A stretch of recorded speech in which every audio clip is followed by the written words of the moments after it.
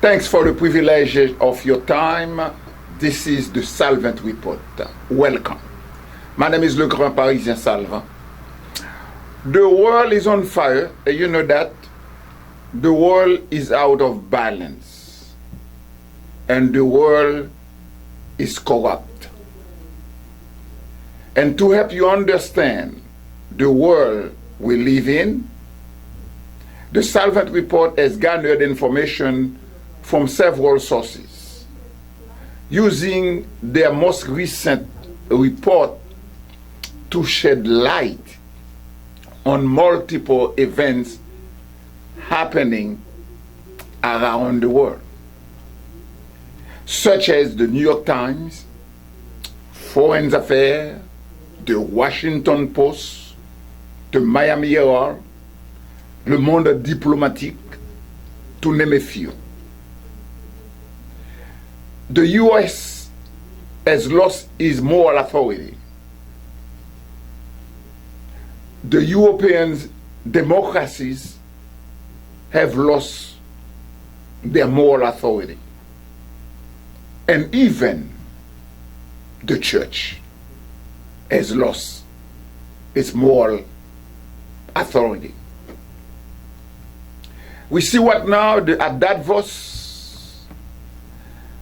more than 3,000 leaders at Davos get together to assure the whole world that the system we have in place, who has brought prosperity, social development, economic and political stability, that is still in place. The international security system, the new world order, is there since 1945. But what about a world without rules? While they are in Davos, talking about everything that you may think of, after 1945, in addition to the establishment of the United Nations, the UN Declaration of Human Rights, the multilateral arrangement that eventually developed into the European Union, and the fierce ideological dimension of the US-Soviet rivalry, the central causal factor for peace. But we can argue that the mutual judgment that systemic interests trump ideological ones. In addition to all this, the United States launched the Marshall Plan to rebuild Western Europe, established the International Monetary Fund and the World Bank. Just those two, to promote global development, and even the US push for the General Agreement on Tariffs and Trade. This is to set the rules of economic exchange to promote economic growth. The United States of America has even abandoned its prior strategy of trying to avoid entangling alliances, an idea that dates back to George Washington presidency, and by embracing the North Atlantic Treaty Organization, NATO. Left all their prior strategy and embrace the North Atlantic Treaty Organization we call NATO. They even have a treaty commitment to Japan. What if the world is living without these rules? From the beginning of his presidency, the 47th president of the United States of America has threatened to destabilize the international legal order. He has threatened to destabilize the international legal order. Early in his second term, he claimed he will take back the Panama Canal, make Canada the 51st U.S. state, acquire Greenland, and own Gaza.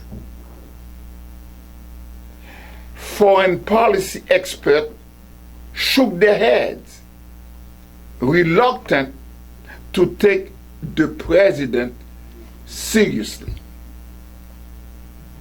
After all, his declaration seems erratic and poorly thought out.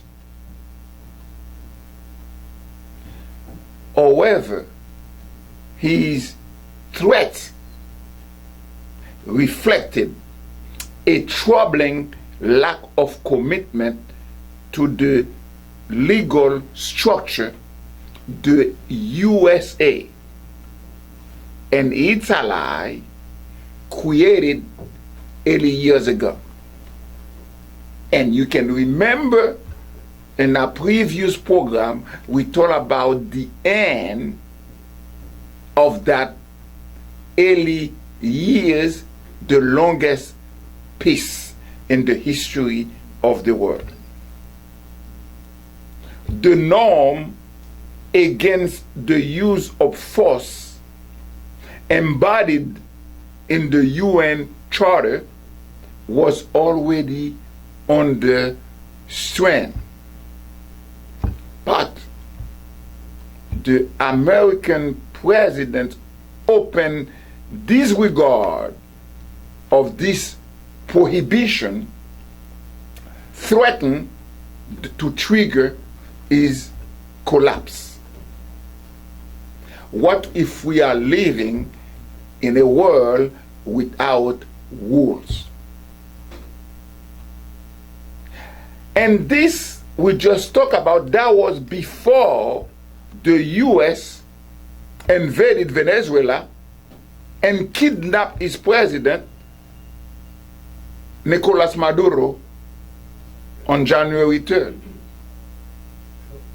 The military operation undertaken without UN Security Council authorization, without congressional authorization, without a claim of self-defense, and without even a plausible legal rationale, represents the most harmful attack yet on the rules-based order. It's not just the existence, it's not just the existing international legal system that is in jeopardy now.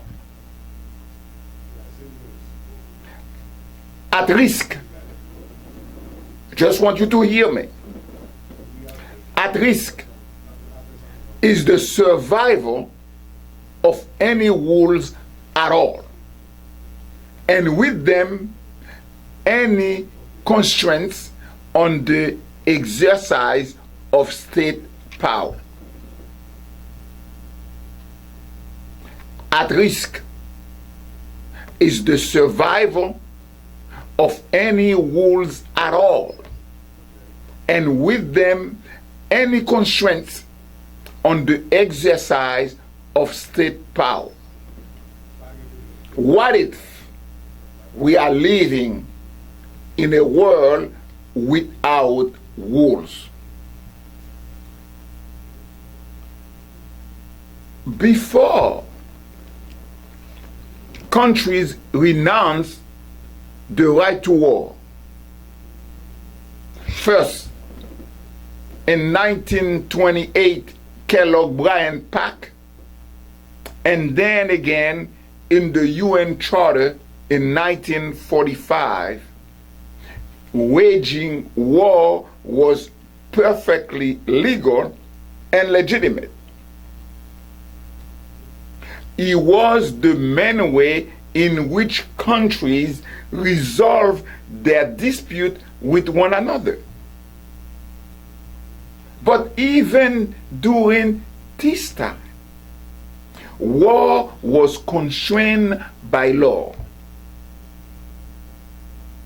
War is, in its lawful conception, was understood as a last resort undertaken to enforce or defend a state's rights.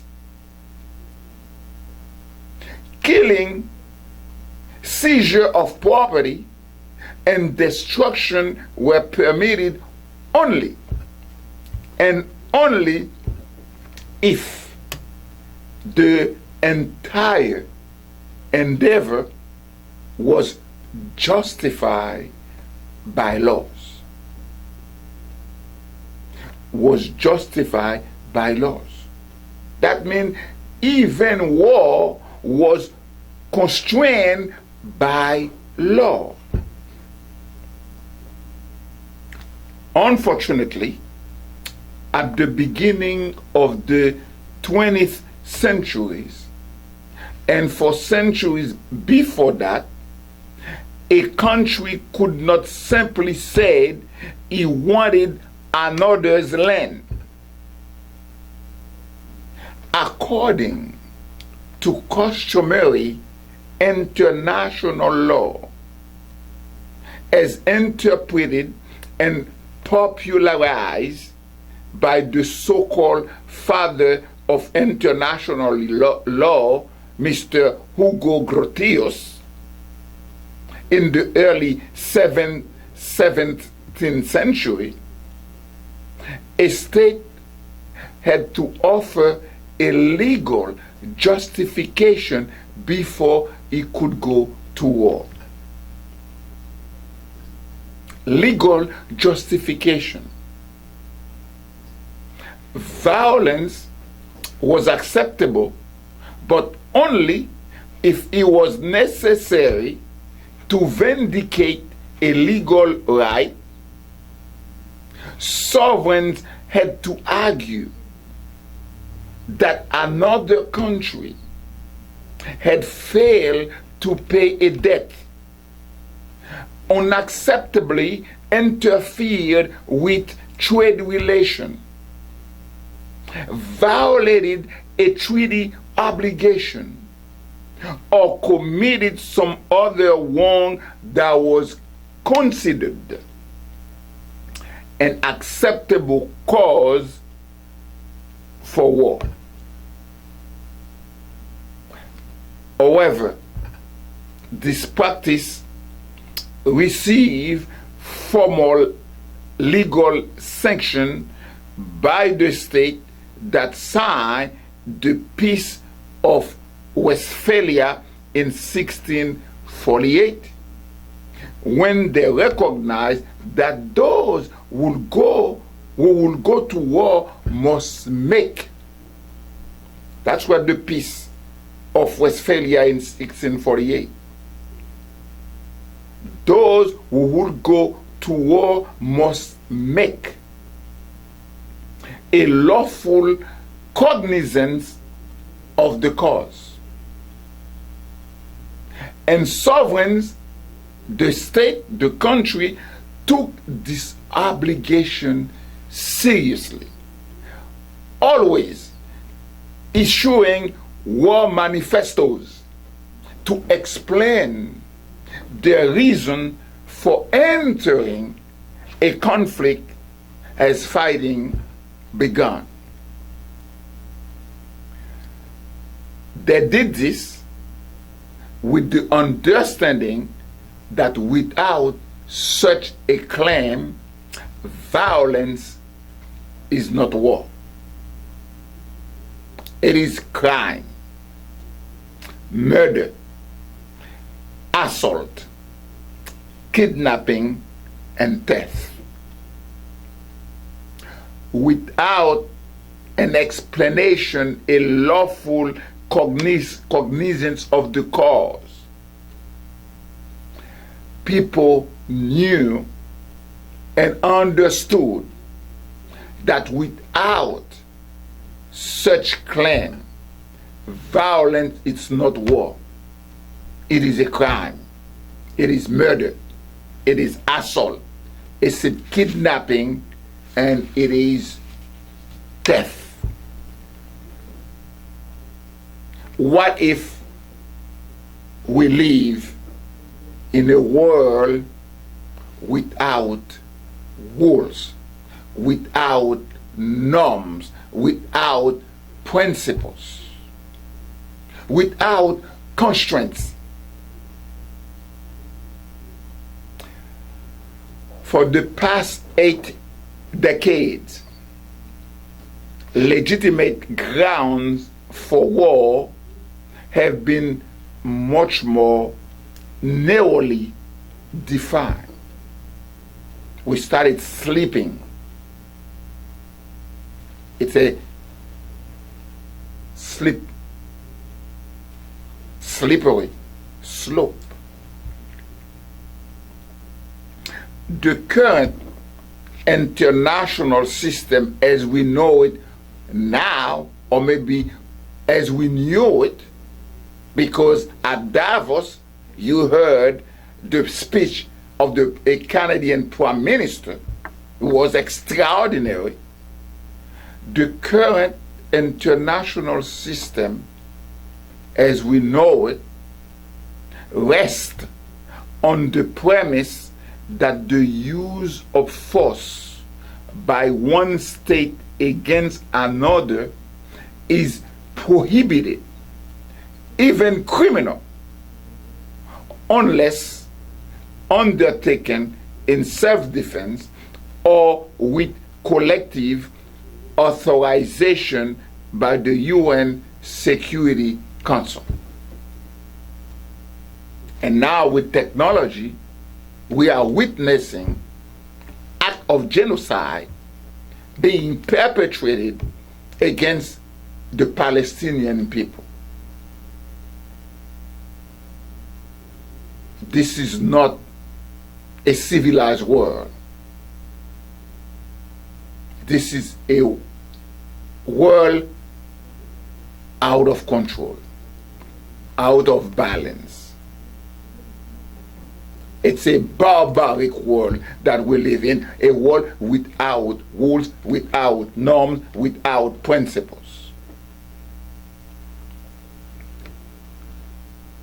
War is not considered a discretionary policy instrument, and the unlawful use of force doesn't give the perpetrator legal right. Whereas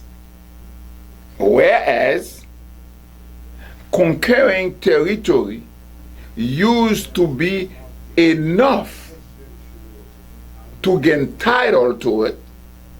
If a state today acquires another's territory through an illegal use of force, the rest of the world is under a duty not to recognize its claim of sovereignty over the territory. Unfortunately, countries have violated these rules, sometimes gravely,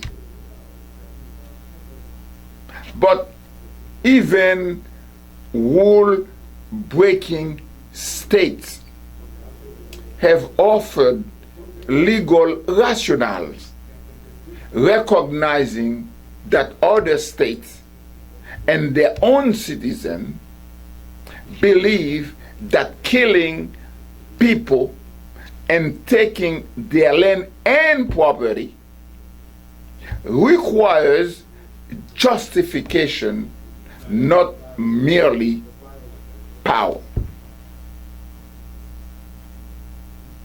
The American administration, the actual American administration, is no longer trying to work within this system. The current American administration is no longer trying to work within this system. For the past year, he has been attacking and dismantling the legal infrastructure of the existing order.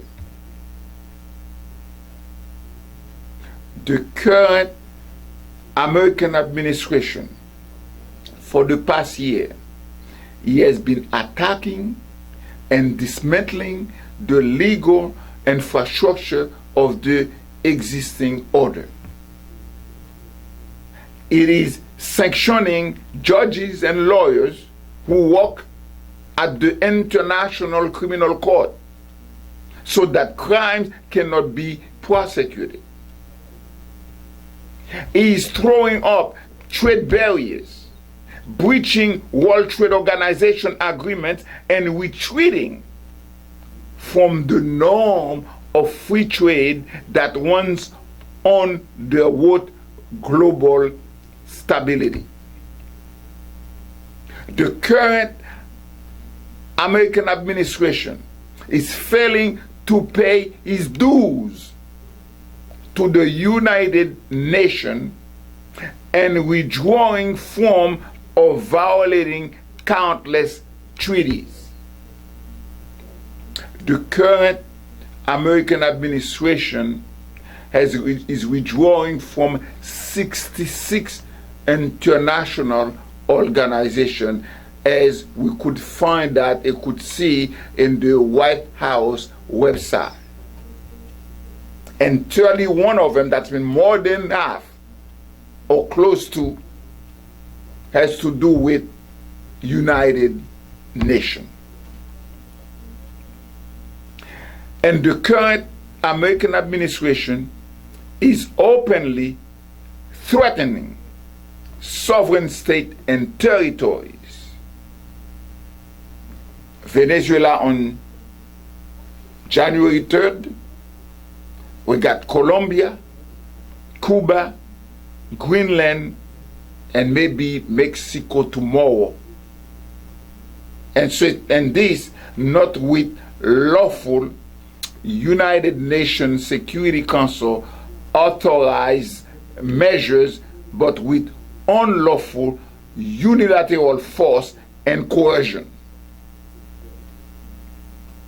Because so many countries depend on the US for their defense, their economic stability, or both, all but a few have been mere bystanders to the destruction.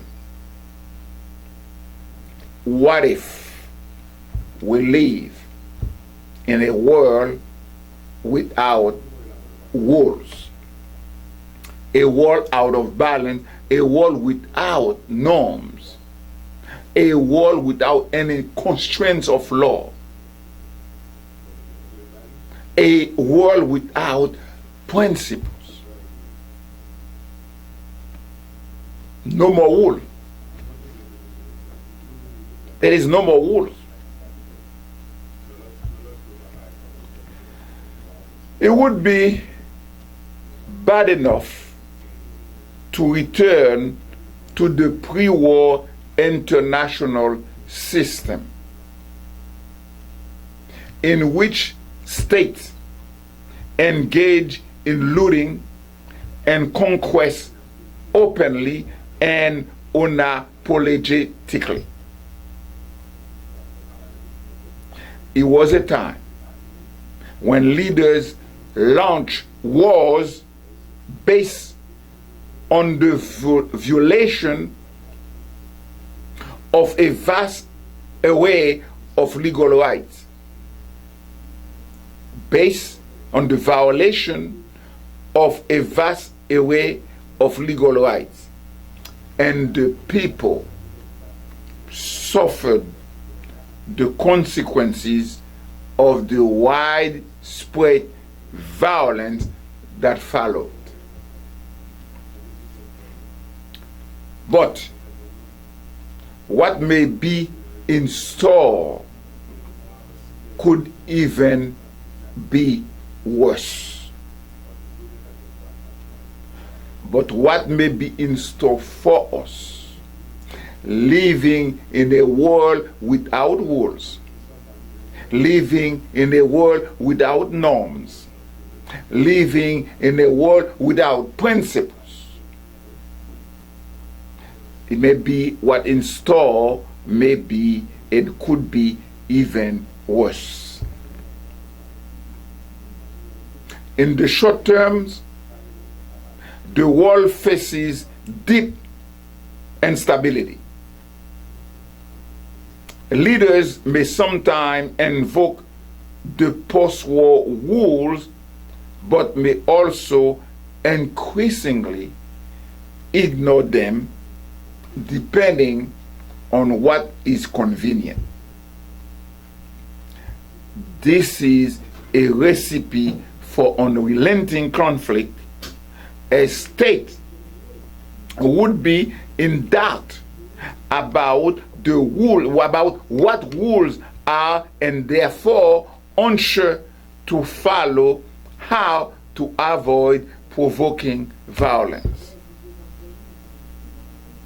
As you can see, in the short term, the world faces deep instability. Until a clear set of rules takes hold, the world will be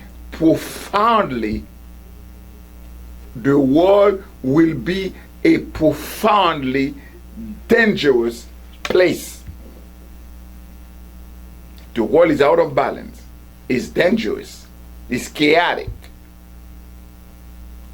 Imagine a world without rules, a world without norms, a world without any principles.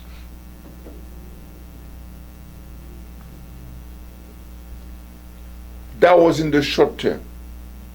And we can say, as we speak right now, that the world faces deep instability.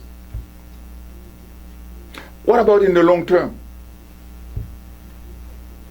A long-term possibility is a world in which states are no longer prohibited from resorting to force, and at least one superpower acts as if there are no rules at all. And that superpower is the United States of America with the current American administration.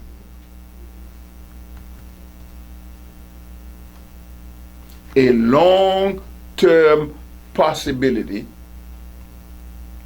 is a world in which states are no longer prohibited from resorting to force.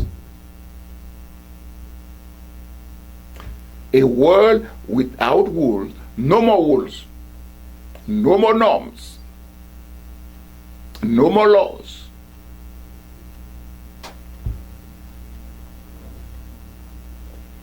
In this world, the world without rules, the world without norm, not only will the rules be unpredictable, I will decide which rule to follow or which rule to set. It's just like the Egyptian football. While the ball is in the air, the rule may change. In this world, not only will the rules be unpredictable, they will depend entirely on the impulses of whoever happen to command the most coercive power at a given moment. Let me repeat that for you again. As we contemplate a world without rules, without norms, without principles. In this world, not only will the rules be unpredictable, they will depend entirely on the impulses of whoever happens to command the most coercive power at a given moment.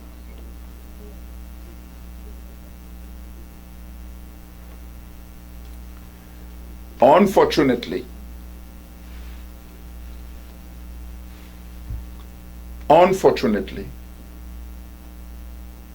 the US officials have discarded the idea of legal constraints altogether. What is worrying is that the administration, the American administration, seems to be ushering in such a world. The world without rules. The world where the rules are unpredictable. A world without norms. A world without principles. That's what worries a lot of people. What is worrying is that the American administration, the actual American administration, seems to be ushering in such a world. The day after the US kidnapped Maduro and his wife in Venezuela, the senior White House aide, Stephen Miller, explained the administration's thinking in an interview with the CNN host Jake Tapper. Mr. Miller said, "We live," and I quote, "we live in a world, in the real world, Jake, that is governed by strength, that is governed by force, that is governed by power."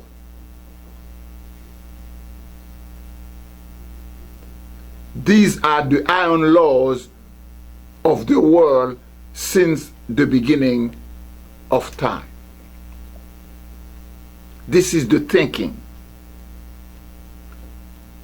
And the advisor of the president, and let's say the aide, the special advisor of the president of the United States of America, considered the most powerful man in the world, having his hand on the nuclear button,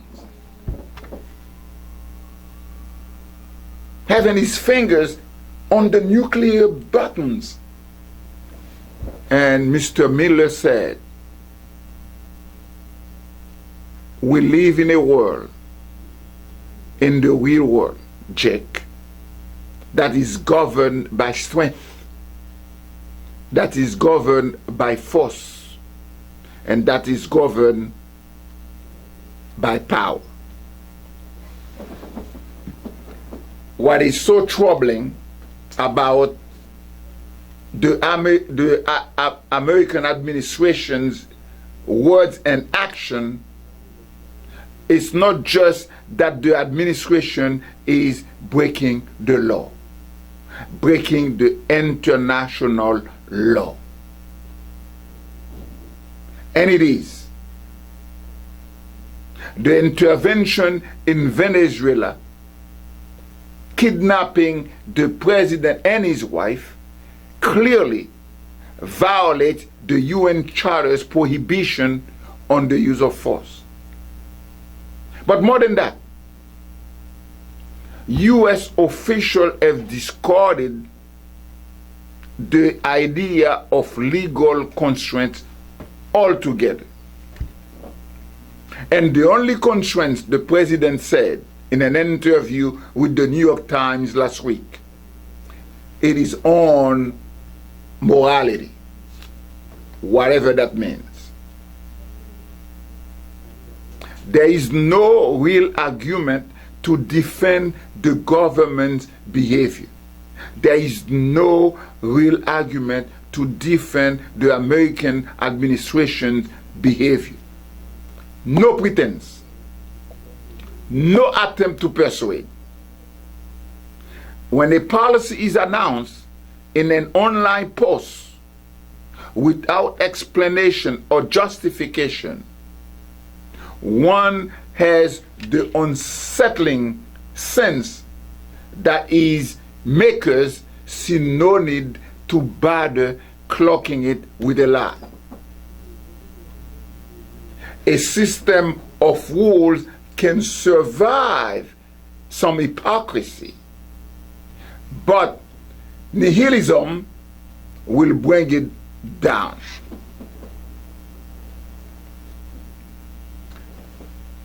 A world without rules, a world without norms, a world without constraints of law, a world without any principles. The American administration, as of now, is acting as though the threat or use of force alone can grant it legal entitlements.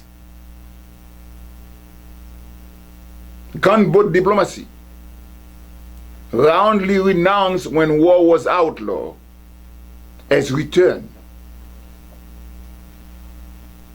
The US is using all blockades, coercive seizures, and military threats to extract political and economic concessions from other countries. Even military threats. This is an attempt to assert that power alone creates rights regardless of reason. As they meet with more than 3,000 leaders at Davos, just like they do every year. Head of state, prime minister, president of international organization, the richest people in the world, as they've done every year to assure the rest of the world that the system, the international system that we have in place, even with its imperfections, is still there, and we have them to promote global development, social and political stability. But what we are witnessing is just like we are transitioning to a world without rules, a world without norms, a world without principle. A world in which the powerful no longer feel the need to justify themselves. It's not merely unjust. A world in which the powerful no longer feel the need to justify themselves. It's not merely unjust. It is barbaric. It is barbaric. Operations to kill, steal, and destroy are severed from any claim of right. That world doesn't have a legal order at all. He has only force guided by one man's whims. Thank you for the privilege of your time. This is Le Grand Salvant from the Salvant Report. You have a blessed weekend.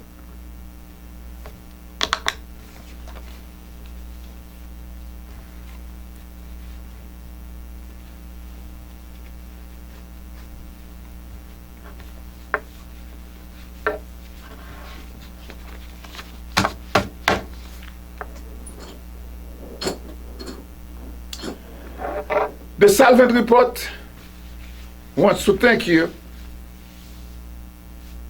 for your time, for the privilege. And the Salvant Report would like to thank you, to thank all our listeners for their support during 2025, and also as we hope, and we are hoping, and we are working on continue to count on your support. Thanks for the privilege of your time. That was the Salvant Report.